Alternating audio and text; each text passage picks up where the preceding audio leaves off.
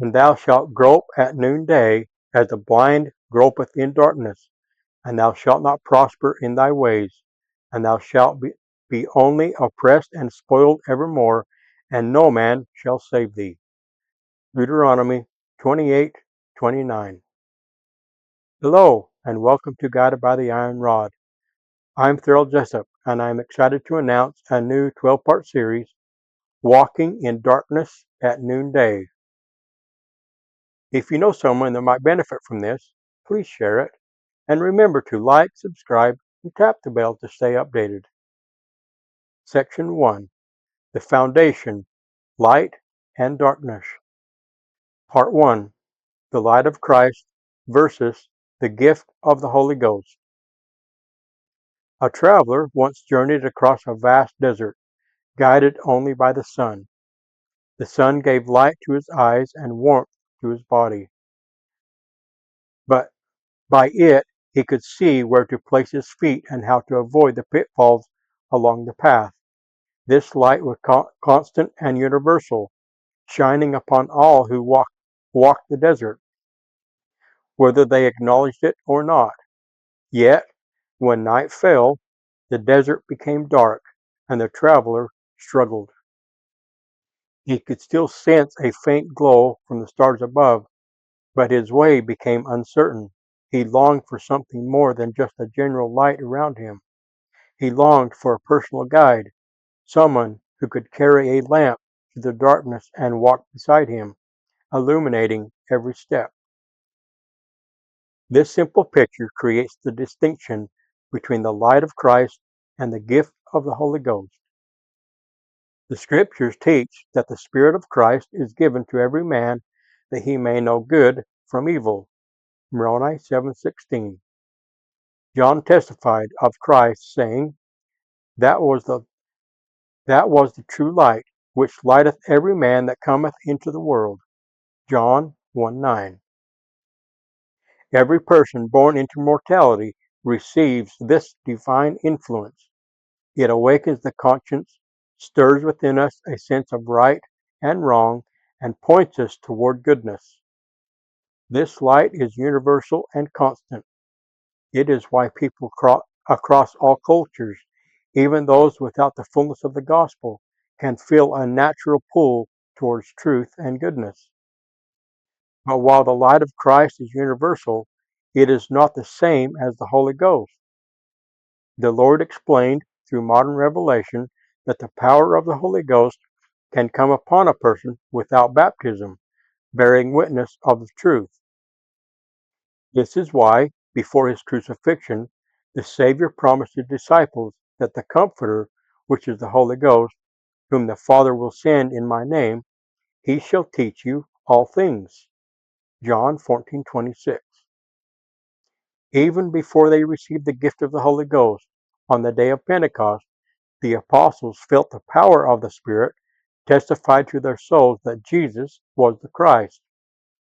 Peter declared by the Spirit, Thou art the Christ, the Son of the living God. Matthew 16:16 through 17. Jesus confirmed that flesh and blood had not revealed it to him, but the Father in heaven through the Spirit. Thus we see three distinct levels of influence. The light of Christ, given to all men and women everywhere, a moral compass to discern good from evil. Moroni 7:16. 2. The power of the Holy Ghost, a temporary witness that comes to all sincere seekers of truth, preparing them to receive the gospel. John 14:26.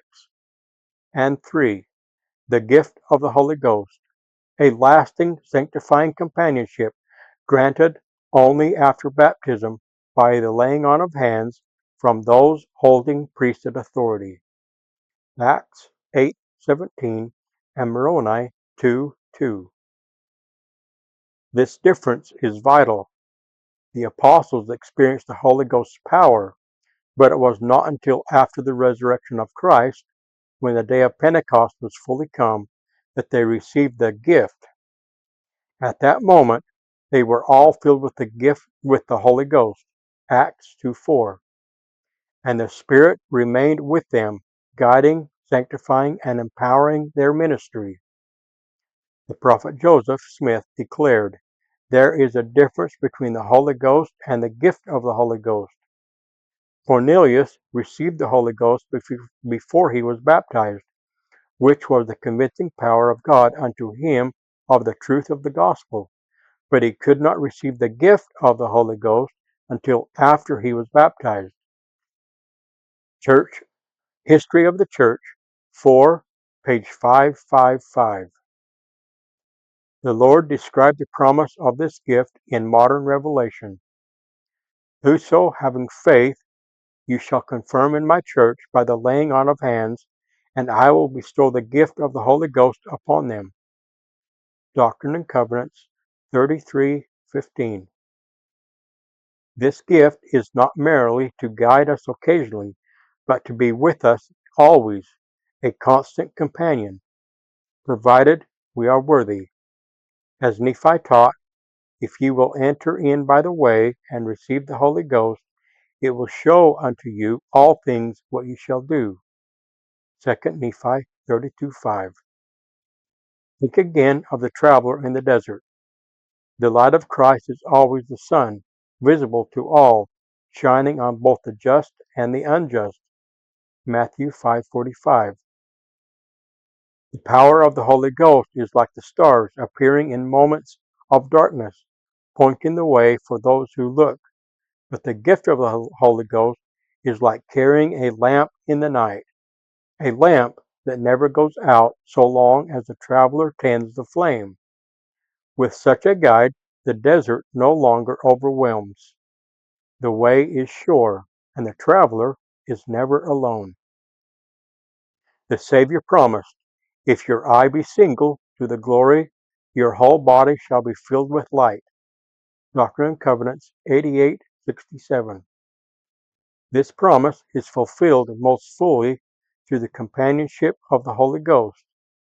The light of Christ may awaken us, but the gift of the Holy Ghost transforms us. It not only shows us truth, but sanctifies us in it. Therefore, disciples of Christ must not settle for the general light given to all mankind, nor for occasional stirrings of the Spirit alone. We are invited to press forward, to receive the ordinance of confirmation, and to live worthy of the gift of the Holy Ghost. For with this gift, darkness cannot prevail, and the noonday sun of God's presence will shine continually within us. In the name of Jesus Christ, knowing I am accountable for how I use his name, amen.